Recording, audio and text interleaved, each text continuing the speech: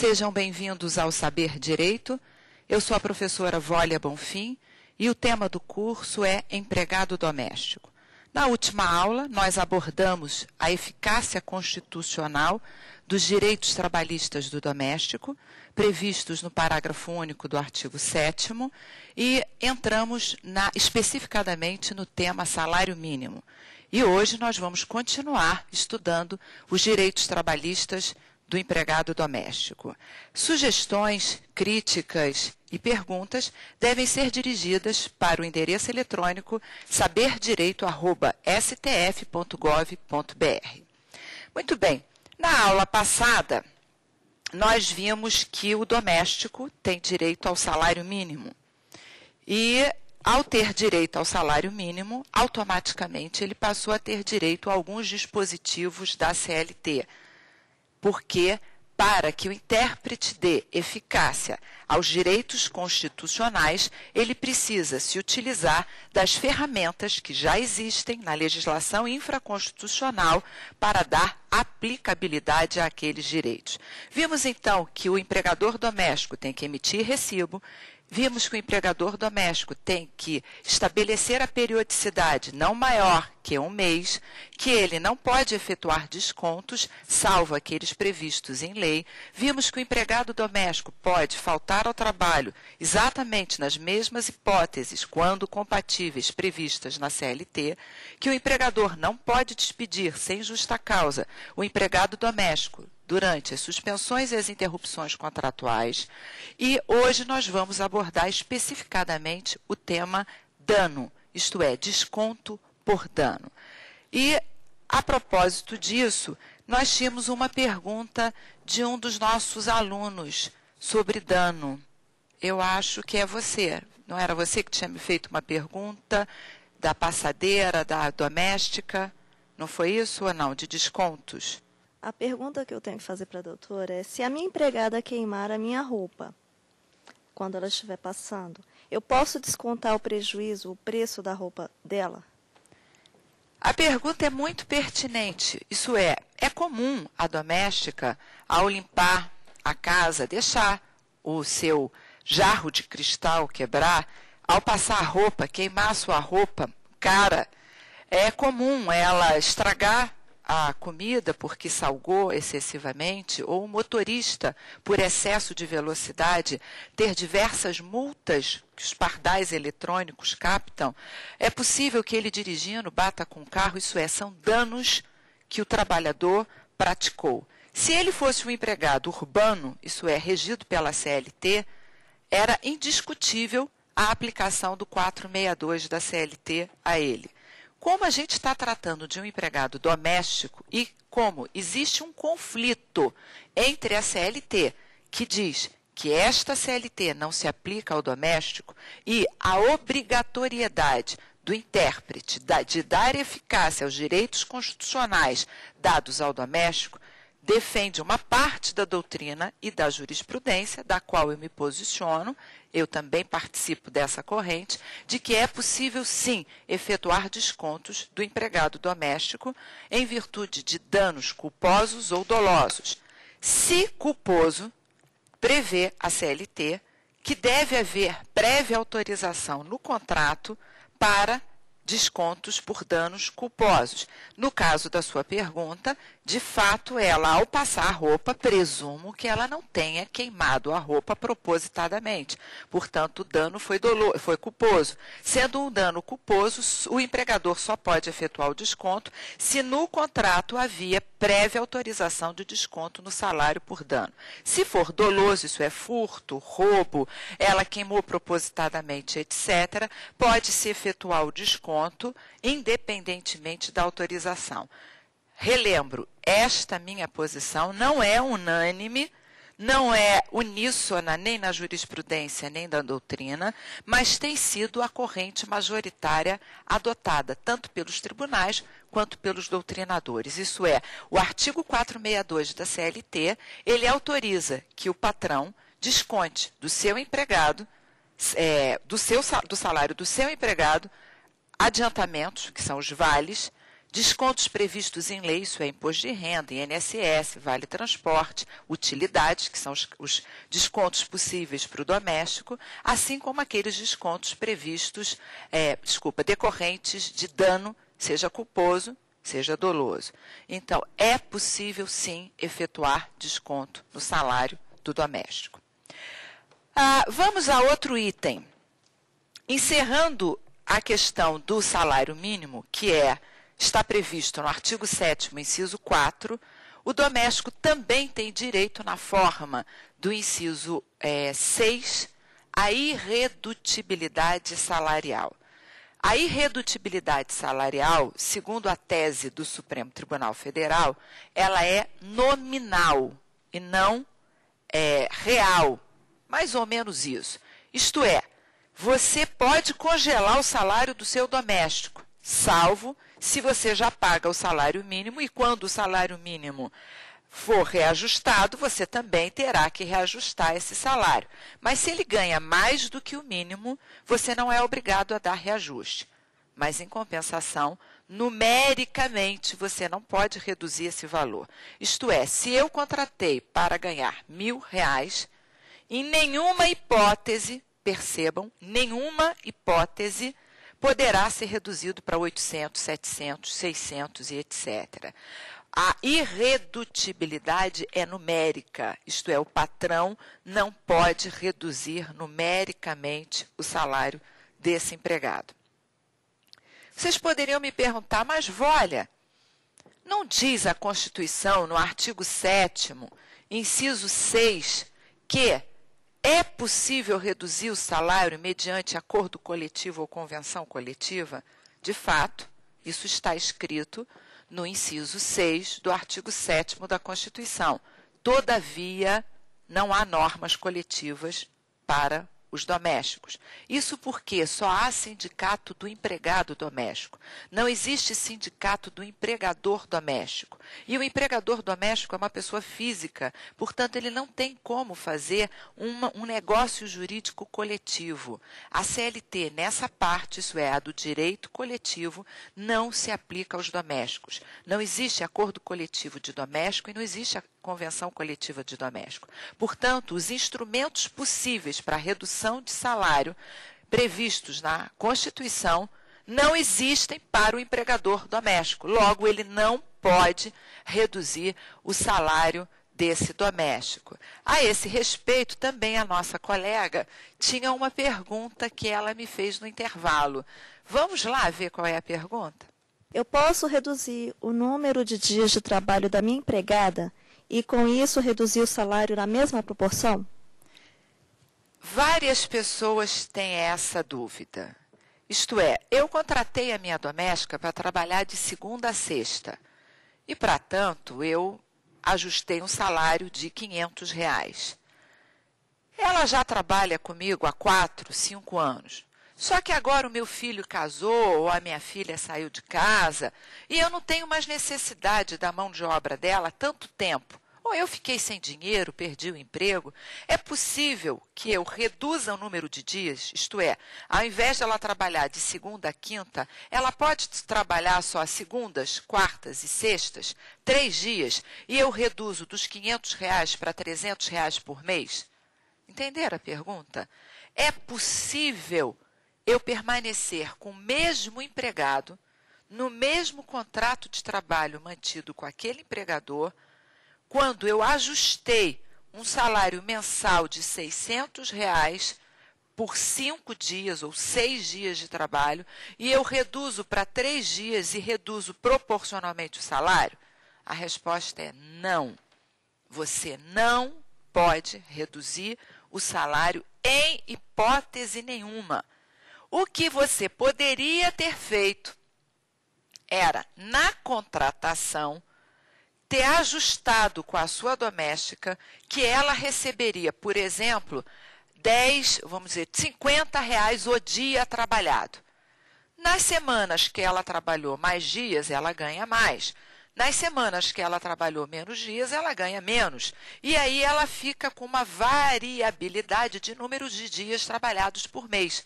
E aí não tem problema, um mês ela vai ganhar um salário maior, um mês ela vai ganhar um salário menor. Mas percebam, isso só pode acontecer se você contratou a doméstica para ganhar salário dia. Se você contratou 600 por mês, você não pode reduzir o número de dias e, consequentemente, o valor do salário. De novo, vocês poderiam fazer uma pergunta. Mas não existe na CLT um dispositivo próprio, que é o artigo 58A, parágrafo 2º, que autoriza a redução do salário proporcional à jornada? Eu vou responder, existe sim. Esse dispositivo está lá no parágrafo 2º do artigo 58A da CLT. Todavia, este mesmo parágrafo diz que você só pode reduzir o salário porque reduziu proporcionalmente a jornada se a norma coletiva autorizar. Nem poderia ser de outra forma, porque se a norma coletiva não tivesse autorizado, seria inconstitucional, já que a própria Constituição obriga que a redução do salário só possa ocorrer mediante autorização em convenção coletiva ou acordo coletivo. E, como eu já tinha explicado, não há instrumentos coletivos, acordos ou convenções coletivas efetuados entre o sindicato dos domésticos e os patrões, já que não existe sindicato dos patrões domésticos. Então, a resposta é: não posso reduzir o salário do doméstico, mesmo que eu reduza o número de dias. Eu sei que vocês estão desesperados, mas eu não posso ficar com ela e eu adoro essa minha empregada. O que eu vou fazer? Puxa, eu não posso fazer nada. Eu adoro a minha empregada, está comigo há 6 anos, eu não quero contratar outra, eu vou ter que demitir? A resposta é: demita. Se você não pode mais pagar os R$600 pelos 6 dias por semana que ela trabalha, demita. Passados uns 6 meses, liga para ela. Se ela ainda estiver desempregada, a recontrate. Com um novo contrato, com um novo ajuste, com um novo número de dias e com um novo salário. Mas nesses 6 meses que ela não trabalhou para você, ela não trabalhou mesmo, não pode ser fraude. Demite, não promete readmitir. Diz: olha, eu não posso mais te pagar, infelizmente, eu não tenho mais dinheiro para manter, então você está demitida. Quem sabe daqui a algum tempo, se a situação financeira melhorar, eu te recontrato. E pronto. Então, não caia na tentação de reduzir o salário dela e, consequentemente, a jornada. Amanhã, ela irá buscar na justiça as diferenças salariais e provavelmente vai ganhar. E eu lembro o que foi dito na aula 4. O único débito trabalhista de empregado que seja penhora em bem de família é do empregado doméstico. Então, é uma exceção à impenhorabilidade do bem de família a dívida do empregado doméstico. Bom, analisamos então a questão da irredutibilidade, que está preconizada no inciso 6 do artigo 7º da Constituição. Vamos agora, rapidamente, falar do piso salarial. E nós temos um telespectador com uma dúvida a esse respeito. Vamos analisá-la? Nos estados onde predomina o piso salarial, o que deve prevalecer? É o salário ou o piso? Bom, de fato, a Constituição, no artigo 7º, inciso 5, percebam, nós já estudamos o inciso 4 e o inciso 6. O inciso 4 e o inciso 6 foram expressamente estendidos ao doméstico no parágrafo único do artigo 7º. E o inciso 5, que não foi originariamente estendido como um direito do doméstico na Constituição, diz o seguinte: são direito dos trabalhadores, inciso 5, piso salarial proporcional à extensão do trabalho. É o que diz o artigo 7º, inciso 5 da Constituição. Essa norma, ela durante muito tempo ficou limitada, isso é, uma norma de eficácia limitada, porque dependia de regulamentação. E durante muito tempo não houve regulamentação, até que a Lei Complementar 103 de 2000 expressamente autorizou os estados a legislarem para fixar o piso salarial de várias categorias. E a Lei Complementar 103 de 2000 expressamente diz: autorizo os estados a fixarem, na forma do inciso 5 do artigo 7º, os pisos salariais de diversas categorias, inclusive dos empregados domésticos. Bom, então vamos parar aqui, antes de responder a pergunta do telespectador, para raciocinarmos se pode o Estado legislar sobre o direito do trabalho. Na forma do artigo 22, inciso 4, expressamente diz o artigo 22 da Constituição: é competência privativa da União legislar sobre direito do trabalho. Então, compete à União, não exclusivamente, mas privativamente, legislar sobre direito do trabalho. Mas o inciso 4 desse mesmo artigo 22 diz: excepcionalmente, a lei complementar poderá delegar aos estados o poder de legislar sobre as matérias relacionadas no caput. Ora, a Lei Complementar 103 de 2000 obedeceu à formalidade exigida pela Constituição para delegar aos estados o poder de legislar uma matéria de direito do trabalho.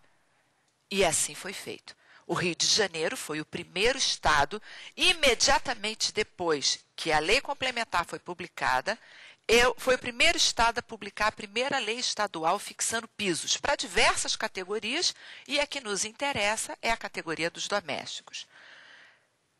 Acho que 20 dias a um mês depois, uma ADIM foi interposta e uma liminar foi deferida, suspendendo a eficácia daquela lei estadual do Rio de Janeiro, porque a lei estadual fixava um outro salário mínimo para todos os trabalhadores do Rio de Janeiro. E na forma da Constituição, o piso é proporcional à extensão do trabalho. Isso quer dizer que se o trabalho dela é comércio, ela vai ter um piso. Se o trabalho dela é indústria, o piso é diferenciado. Se o dele é doméstico, é outro piso. Eu não posso dar o mesmo salário para todo mundo, sob pena de estar criando um segundo salário mínimo. E não era essa a intenção da Constituição. Foi, então, declarada inconstitucional. Rapidamente, talvez em 2 ou 3 meses da primeira lei estadual, a segunda lei complementar estadual do Rio de Janeiro, que foi o primeiro estado, fixou o piso, dentre eles o piso do doméstico. Logo em seguida, São Paulo, Paraná, e nós temos um terceiro estado, São Paulo, Paraná e Rio Grande do Sul. Que eu saiba, no Brasil nós só temos hoje 4 estados que emitiram leis complementares estaduais, fixando pisos para diversas categorias, inclusive para os domésticos. Pois bem, agora nós já podemos responder a pergunta do telespectador. Se no seu estado, e aí você tem que analisar se o seu estado emitiu uma lei complementar. Se o seu estado tem uma lei complementar que fixou um piso para o doméstico superior ao valor do salário mínimo, deve-se aplicar o princípio da norma mais favorável. Princípio esse que nós já estudamos na aula 2, alegando que é um princípio decorrente do princípio da proteção ao trabalhador. Então, o direito do trabalho ele é todo permeado pelo princípio da proteção. Se você tem 2 leis aplicáveis ao mesmo trabalhador, deverá prevalecer a norma mais favorável. Então, se você já paga o piso, não tem problema, ele já é maior que o valor do salário mínimo. E lembrem, o piso também segue a mesma regra do salário mínimo, isto é, o piso é hora, o piso é dia, o piso é mês. Então, se eu contrato um trabalhador para trabalhar apenas 3 dias na semana, eu não vou pagar para ele o piso de R$ 450, por exemplo, que é o piso do Rio de Janeiro. Porque R$ 450 é o piso do doméstico que trabalha todos os dias da semana, tirando o dia da sua folga. Não é justo quem trabalha todos os dias ter o mesmo salário daquele que só trabalha 2 ou 3 dias da semana. Então, você vai pagar o salário proporcional ao tempo do trabalho dele. E, a esse respeito, a propósito, a Instrução Normativa 100, de 2003, do INSS, regula exatamente isso, porque você vai recolher o INSS, a gente vai estudar isso depois, sobre o real valor do salário que você paga. Então, você deve anotar na carteira o salário que você vai pagar em valor e não em número de mínimos ou de pisos, anota o valor e, ao recolher a previdência, você vai recolher sobre o valor que você realmente pagou naquele mês, já descontadas as faltas, os descontos legais e etc. Muito bem, analisamos então a questão do piso salarial do doméstico e eu não vejo como deixar de se aplicar. Mas, salvo engano, nós tínhamos um aluno que tinha uma pergunta a respeito dessa matéria. Vamos ouvir? Eu sou Fernando Cassar, sou advogado do trabalho do Rio de Janeiro. Com relação a essa questão do doméstico e o piso ser considerado do Estado, há também a questão que essa mesma lei diz que prevalecerá o piso estadual caso não haja o piso da categoria. E nós, no caso dos domésticos, sabemos que não há piso da categoria pelo que foi explicado. Pergunta-se, essa questão do trabalhador ser contratado por dia, ou por mês, ou por hora, se for contratado por hora ou por dia, ele não necessariamente vai ter que respeitar um número mínimo de dias para que depois não se alegue, mas reduziu propositadamente?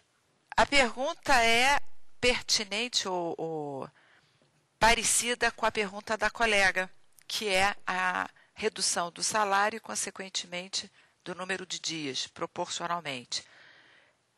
O piso é fixado, assim como o salário mínimo, por hora, por dia ou por mês. Então, não sei dizer de cabeça, mas vamos dizer, a lei vai dizer o seguinte, o salário mínimo hora é de R$ 23,00. O salário mínimo dia é 23 vezes 8, tantos reais. E o salário mínimo mês é de R$ 415. A própria lei fixa o valor dia, o valor hora e o valor mês. Se você contratou por dia, você não é obrigado a dizer qual é o número de dias. Se o fez, olha, eu estou te contratando por R$ 40,00 o dia. E você próprio disse, 5 dias por semana, você não vai poder reduzir porque você ajustou 5 dias por semana. Mas se você só diz, como é o caso dos professores, não domésticos, os professores urbanos, que você vai ganhar R$ 40,00 a hora aula, quanto mais aula eu der, mais eu ganho. Quanto menos aulas eu der, menos eu ganho. Eu não posso dizer o número de dias. Se eu ajustei com o meu empregado que ele vai trabalhar 5 dias na semana, eu não posso depois reduzir o número de dias, porque isso importaria numa alteração em pejos. Isto é, a CLT, no artigo 468 da CLT, desculpa, a CLT na CLT, a CLT, no artigo 468, expressamente diz que é nulo de pleno direito qualquer alteração contratual, mesmo que bilateral, que cause prejuízo ao trabalhador. Como o doméstico também tem direito ao princípio da proteção, e como este artigo 468 é decorrente do princípio da proteção, toda e qualquer alteração que causar prejuízo a ele vai ser nula de pleno direito. Então, você não pode, se ajustou um número de dias ou uma carga horária com o seu doméstico, depois fazer uma alteração contratual. Eu acho até que a gente pode se reportar ao direito civil, que é o pacta sunt servanda, isto é, o contrato faz lei entre as partes. Também lá no direito civil, há o princípio da inalterabilidade contratual. Você não pode alterar o contrato em pejus trazendo prejuízo para o trabalhador por causa do princípio da proteção. E não pode alterar em caso nenhum por causa do princípio da inalterabilidade contratual, que também é um princípio de direito civil, pacta sunt servanda. Muito bem, vamos a outro direito. 13º salário. A Constituição também estendeu ao doméstico o direito ao 13º salário. É bom lembrar que até a Constituição o doméstico não tinha direito ao 13º. Foi a partir de 5/10/88 que ele passou a ter direito, e para que a gente possa dar efetividade ao direito constitucional criado para o doméstico, nós vamos ter que utilizar duas leis, que são as leis que regulam o 13º salário. São elas a Lei 4.090 de 62 e a Lei 4749 de 65. Essas duas leis, 4090 de 62 e 4749 de 65, elas regulamentam, especificam, pormenorizam todos os direitos relacionados ao 13º. Aqui eu vou, muito en passant, de forma breve, já que não é o tema específico do curso, falar do 13º. Então, você, patroa doméstica, deve saber alguns detalhes, do tipo: o valor do 13º corresponde ao valor do salário do empregado em dezembro. Na verdade, a lei fala o valor da remuneração de dezembro. Então, não me importa quanto ela ganhava em janeiro, ou em março, ou em abril. Se você concedeu um aumento salarial e em dezembro ela está ganhando R$ 800, o 13º dela vai ser correspondente ao valor da remuneração de dezembro, vezes o número de meses que ela trabalhou. Então, ela tem a remuneração de dezembro 1/12. Se ela trabalhou os 12 meses, ela vai ganhar 12/12 da remuneração de dezembro. Isso é igual. Se o meu salário de dezembro for 1.000, o meu 13º vai ser 1.000. Agora, se eu só trabalhei de julho a dezembro, porque eu fui admitida em julho, agosto, setembro, outubro, novembro, dezembro. São 6/12 da remuneração de dezembro, logo a metade. Então, ela vai ganhar o salário de 1.000 e o 13º de R$ 500, que é a metade do salário de dezembro. Também diz a lei do 13º que ele deve ser pago até o dia 20 de dezembro.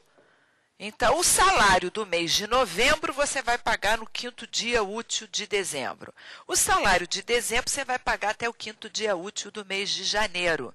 Mas o 13º você tem que pagar até o dia 20 de dezembro. A lei também obriga o patrão, e pasmem, não é uma faculdade, é uma obrigação. Você, patrão doméstico, também tem que cumprir essa determinação de antecipar 50% do valor do 13º entre os meses de fevereiro e de novembro. A seu critério. Qual é o mês que você quer antecipar? Fevereiro, março, abril, maio? Escolhe o mês. Entre o mês de fevereiro e o mês de novembro, o patrão tem que antecipar 50% do 13º. Quando chegar no dia 20 de dezembro, ele vai pagar o 13º, deduzido do valor que ele antecipou.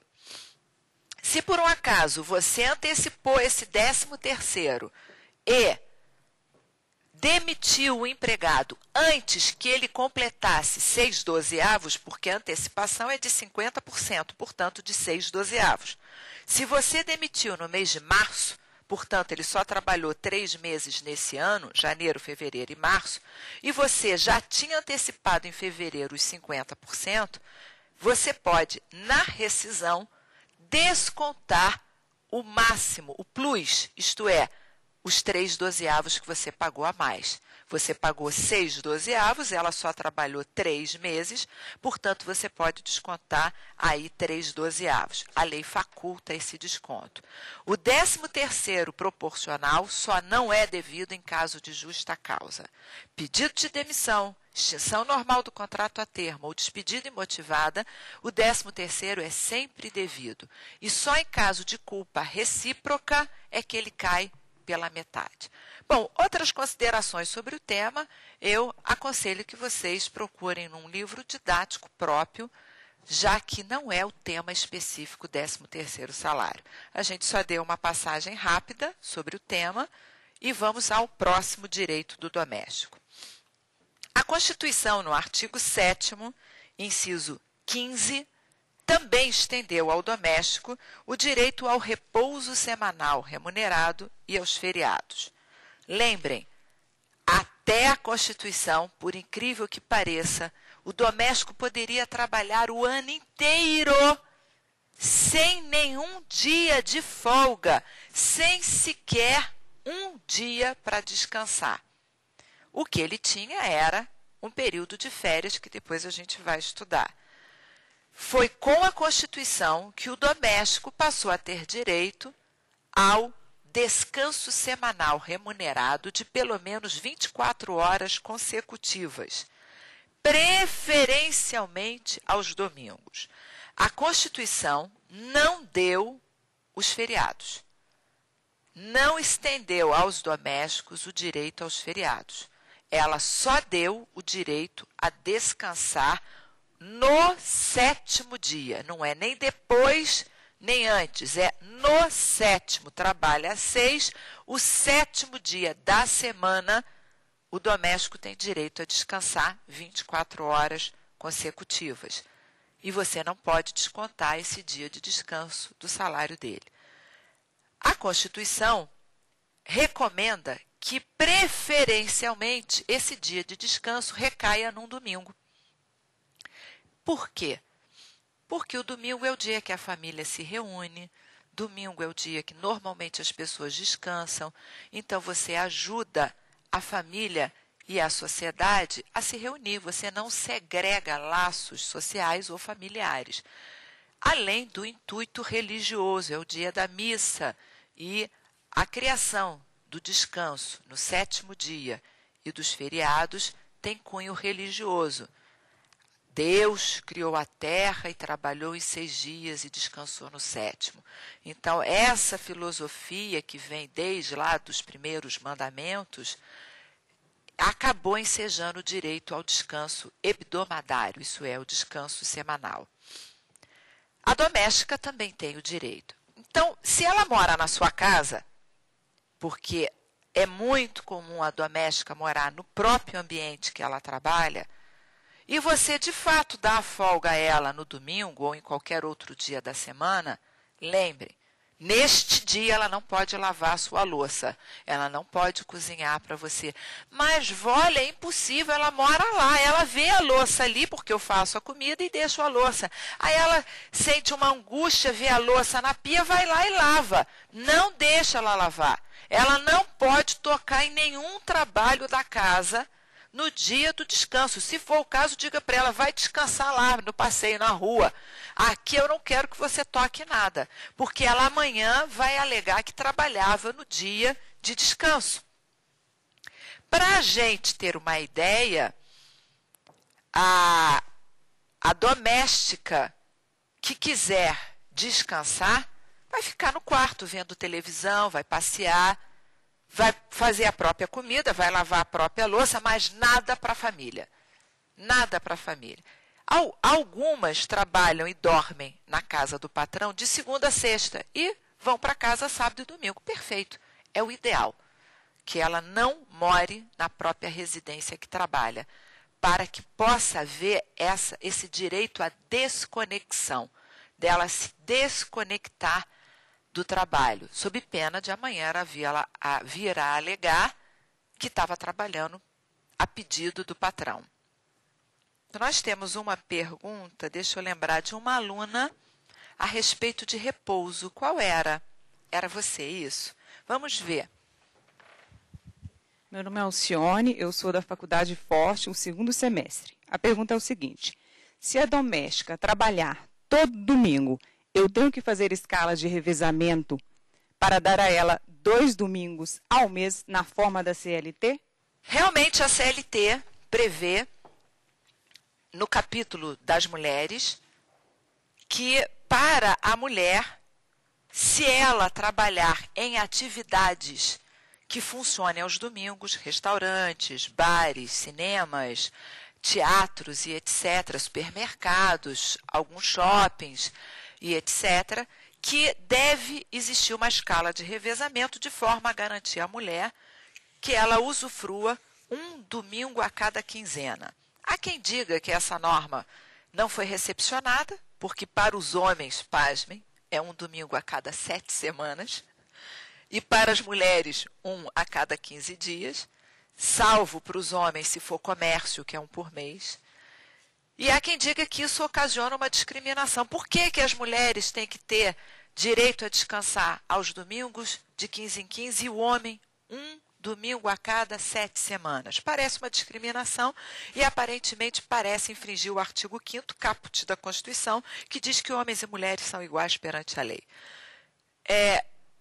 Teve uma finalidade a CLT fazer isso. A finalidade foi que, naquela época, as mulheres normalmente não trabalhavam, e as raras mulheres, 1943, que trabalhavam, elas ainda tinham o trabalho do lar, que era a casa, os filhos. Então, a presença dela no dia da folga das crianças, porque as crianças também estudam durante a semana, e o final de semana é folga para a criança.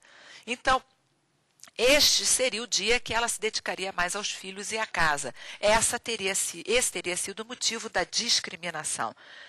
Talvez hoje ainda persista para a mulher um papel maior de casa e de cuidar de filhos, mas nós já não temos mais aqueles maridos que não participam mais dos lares.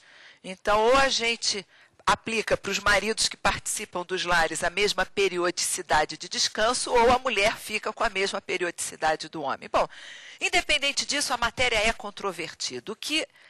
O importante é, aplica esse dispositivo à doméstica? Bom, eu diria que não. E não pelo motivo de que a CLT não é aplicável, porque eu acho que é. Não pelo motivo de que discrimina homens e mulheres, não, porque há corrente que acha que discrimina, há corrente que acha que não. Mas por um outro motivo. Quem vai tratar da escala de revezamento é o decreto que regulamentou a Lei 605 de 49. Isto é, a Lei 605 de 49, que é a Lei do Repouso Semanal Remunerado, tem um decreto regulamentador. Esse decreto é o decreto 27048 de 49. O decreto regulamentador, ele diz assim: são atividades autorizadas a funcionar aos domingos. As barbearias, não fala de cabeleireiro, hein? É entendimento análogo. As barbearias, vai ver que só os homens em 1949 iam para a barbearia, as mulheres não iam para cabeleireiro, não sei. As barbearias, os hospitais, as funerárias, os supermercados, o comércio varejista, o comércio regional, a cultura, e vai dizendo todas as atividades que podem funcionar. Teatros, cinemas, cabarés, dancings, olha os nomes, dancings, coisas de 1949.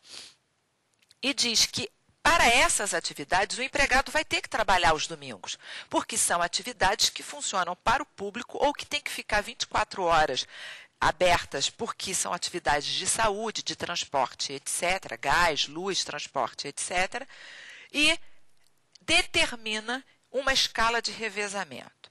Ora, eu vou defender a incompatibilidade desses dispositivos à CLT. Eu não posso dizer que o patrão doméstico é uma atividade necessária a funcionar aos domingos. A família funciona full time, o tempo todo. Não há como você dizer, não, há famílias que só funcionam dia de semana. E essas famílias aqui funcionam mais finais de semana. Eu não posso fazer com a família o que é feito pela lei com as empresas. Empresas que podem funcionar como bancos, advocacia, engenharia dia de semana, empresas de entretenimento, serviços públicos, concessões públicas, hospitais, funerárias, supermercados, gêneros alimentícios, que tem que funcionar também ao final de semana, porque a população precisa se valer daquele serviço.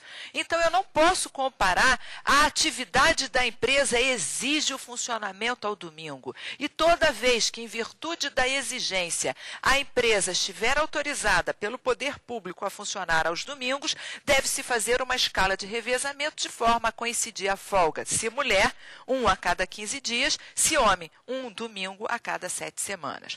Então, o que eu vou defender é que não precisa haver escala de revezamento.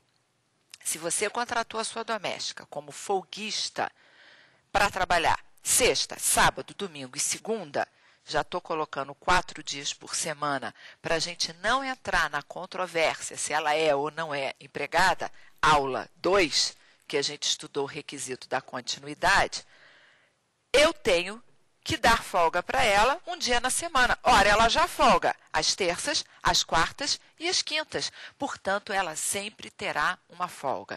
E se não fosse esse o motivo, eu diria, a própria lei, expressamente, a Lei 605 diz, toda vez que ela trabalhar no dia que seria da sua folga, o empregador remunerará em dobro, salvo se conceder outra folga compensatória.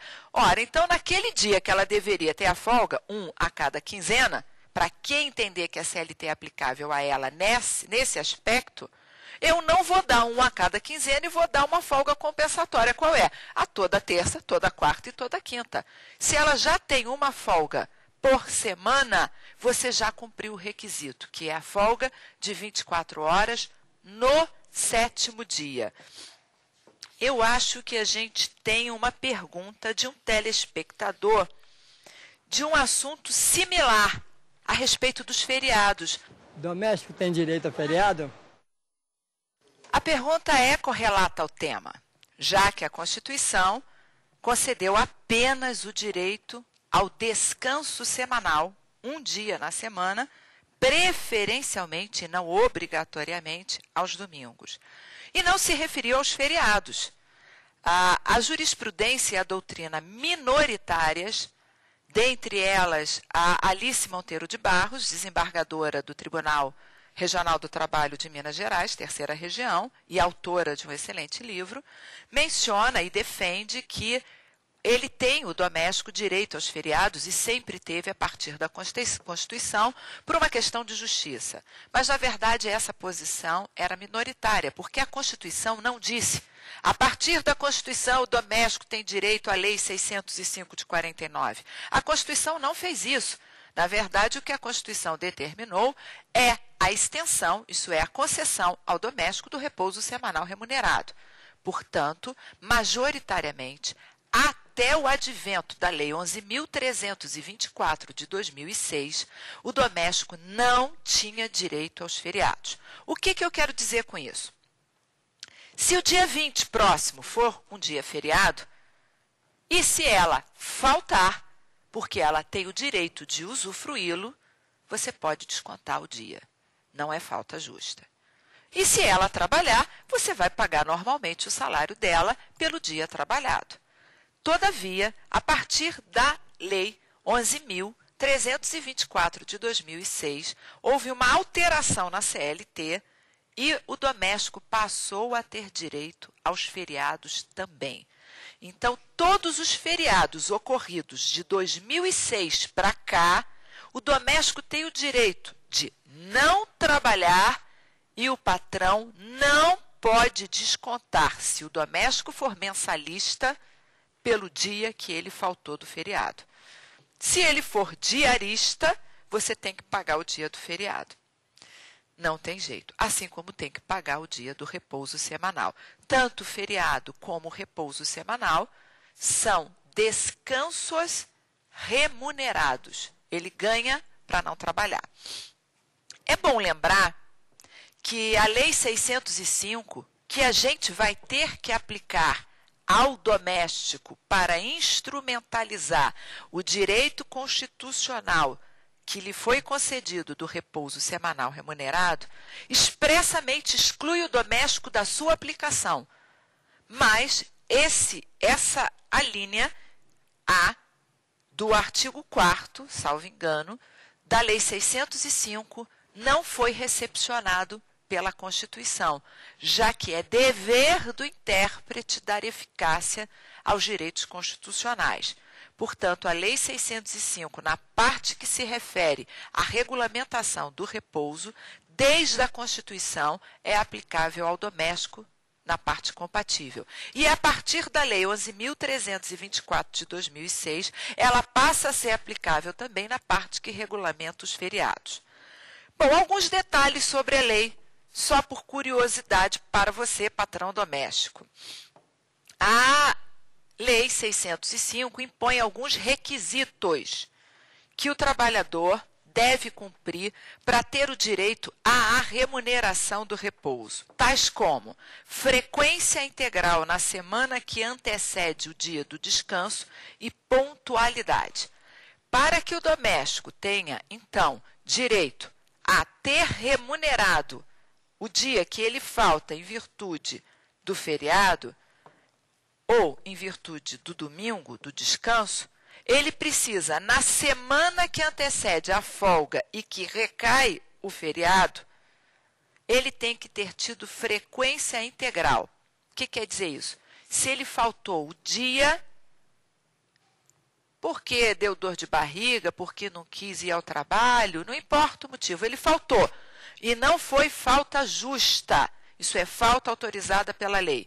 Se ele faltar um dia de trabalho, você vai descontar, se ele for mensalista, o dia que ele faltou e o dia do descanso. Se ainda tinha o feriado, vai descontar o dia do feriado.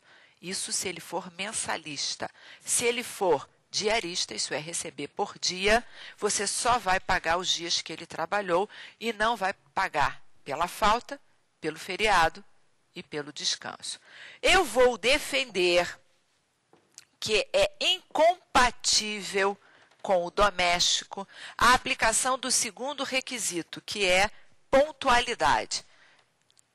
A lei diz que para que ele tenha direito à remuneração do repouso, ele precisa ser pontual e assíduo. Assíduo nós já analisamos, falta o requisito da pontualidade. Ora, se o doméstico não tem direito à jornada de trabalho, já que a ele não foi estendida pela Constituição, nem pela lei, a limitação do tempo, como é que eu vou dizer que ele é impontual se ele não tem jornada?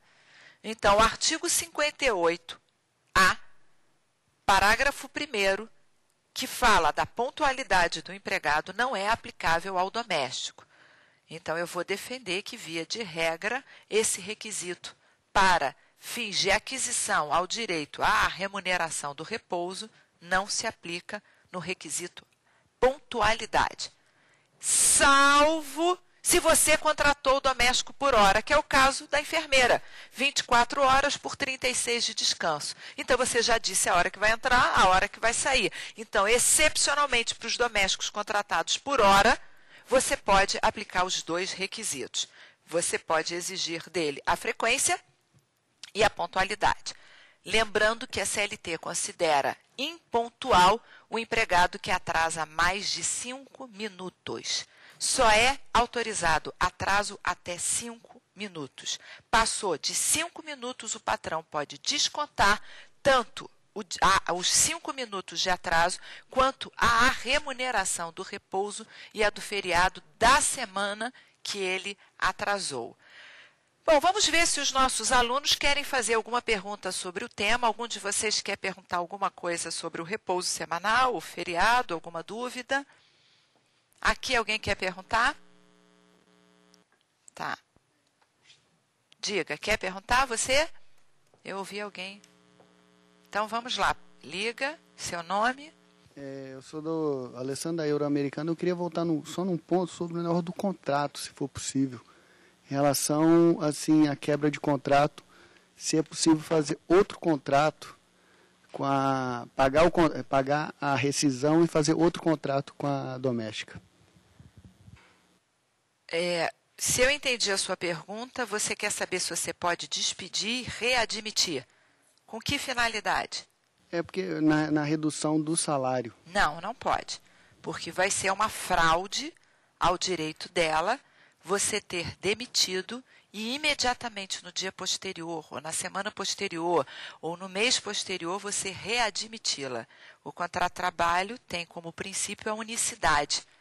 Então, você não pode demiti-la e readmiti-la. Por isso, eu recomendei que, se você o fizesse, que demitisse, esperasse uns 6 meses, para ninguém dizer que isso foi uma fraude, que foi proposital para reduzir o salário, e depois readmite se você ainda desejar e se ela ainda estiver disponível. Então, não pode fazer no dia imediato ou logo nos primeiros 30, 60 dias. Bom, para a gente finalizar o ponto a respeito de repouso semanal, eu acho que vale a pena a gente pensar no pagamento em dobro. Isso é, tentar explorar um pouco mais esse assunto. É muito comum a patroa doméstica pedir para a empregada ficar num dia de festa, um dia de Natal, um dia de Ano Novo, um dia de aniversário. A doméstica trabalha de segunda a sexta, mas a patroa vai comemorar o seu aniversário no domingo. E pede, então, para que aquela doméstica venha no dia de domingo trabalhar. O que acontece se a sua doméstica trabalha no dia do feriado ou no dia de domingo, que seriam dias destinados pelo contrato, como você contratou, às folgas dela? Bom, você tem 2 opções. Ou você paga o dobro do valor do salário dia. Olha, como é que eu descubro o valor do salário dia da minha doméstica? Você contratou para ela receber R$1.000 por mês, divide 1.000 por 30. Porque para a CLT todos os meses tem 30 dias. E as semanas, e o mês 5 semanas, salvo o professor 4 semanas e meia. Então a CLT parte de uma ilação que todos os meses tem 30 dias. Pega o salário mês, divide por 30, descobre o valor de um dia. Esse valor de um dia você multiplica por 2. Vai pagar o dobro do valor do salário dia. É o que diz a lei. Aquele empregado que trabalha no dia feriado, ou você paga em dobro, ou você dá uma folga compensatória. Se ele já é mensalista, ele vai receber o salário mais 2 vezes o valor daquele domingo ou daquele feriado. Você pode dar uma folga compensatória, problema nenhum. Olha, você trabalha nesse domingo e ao invés de você vir na segunda-feira você tira a sua folga. Isso é possível fazer, tanto com os feriados quanto com os domingos. O próximo direito que nós vamos abordar são as férias do doméstico, que a Constituição, na verdade, só ratificou esse direito. As férias do doméstico já foram concedidas pela própria Lei 5859 de 72. E esta Lei 5859 concedia no passado, porque depois eu vou retificar, férias para o doméstico de 20 dias úteis após 12 meses consecutivos de trabalho. E, de acordo com a Constituição, a única coisa que mudou é que as férias, tanto do doméstico como de qualquer outro empregado urbano ou rural, serão acrescidas de 1/3. Isso é, ao pagar as férias que ele vai usufruir, além de dar o dinheiro referente às férias, você vai dar mais 1/3 a mais desse salário em relação às suas férias. As férias de 20 dias úteis do doméstico teve uma explicação. Por que será que o legislador da Lei 5859 de 72 deu ao doméstico direito a férias de 20 dias úteis, enquanto para o empregado da CLT e para o empregado rural deu 30 dias corridos? Bom, essas questões a gente vai abordar na próxima aula, porque o nosso tempo já está encerrando. E nós não temos mais disponibilidade. A partir da aula que vem, a gente se aprofunda nos demais direitos, inclusive nos direitos de férias e etc. Bom, é bom lembrar que hoje nós estudamos os direitos do trabalhador doméstico, dentre eles o salário mínimo, a redutibilidade de salário, o repouso semanal e os feriados, e fizemos uma breve introdução às férias. E na aula que vem vamos continuar com os direitos do trabalhador doméstico. Convido a todos para a próxima aula. Sugestões, críticas e perguntas devem ser encaminhadas para o endereço eletrônico saberdireito@stf.gov.br. Até lá!